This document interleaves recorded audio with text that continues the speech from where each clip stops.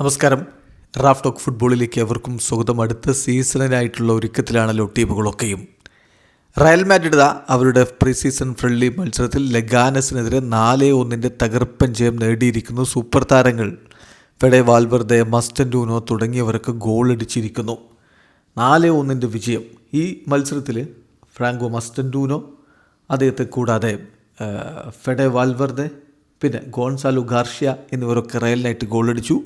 ശേഷിക്കുന്ന goal Leganés താരത്തിൻ്റെ on ഗോളായിരുന്നു. ലെഗാനസിന് വേണ്ടി നെയ്ം ഗാർഷ്യയാണ് ഗോളടിച്ചത്. ഫ്രണ്ട്ലിയാണ്, അങ്ങനെ കണ്ടാൽ മതി. പക്ഷേ ഇത് അടുത്ത സീസണിന് വേണ്ടിയിട്ടുള്ള ഒരുക്കമാണ്. ഗംഭീരമായിട്ട് തന്നെ ഒരുക്കം മുന്നോട്ട് കൊണ്ടുപോകുന്നു. ഈ കളിയിൽ ആദ്യ 11-ൽ റയലിനായിട്ട് മസ്റ്റൻഡൂനോയും ഗോൺസാലോ ഗാർഷ്യയും കമവിംഗയും വാൽവർദയും ആർദാ ഗ്യൂളറും കറേറസും ഹ്യൂയിസനും ട്രെൻഡ് അലക്സാണ്ടർ ആർണോൾഡും ഒക്കെയാണ് ഇറങ്ങിയത്. ഗോൾ കീപ്പറായിട്ട് ലൂനിനുണ്ടായിരുന്നു. അലക്സാണ്ടർ ആർണോൾഡിൻ്റെ വക അസിസ്റ്റ് നമ്മൾ കണ്ട മത്സരം, ആർദാ ഗ്യൂളറുടെ വക അസിസ്റ്റ് കണ്ട മത്സരം. ഏതായാലും കളിയിൽ 21-ാമത്തെ മിനിറ്റിലാണ് ഫെഡെ വാൽവർദയുടെ ഗോൾ പിറക്കുന്നത്.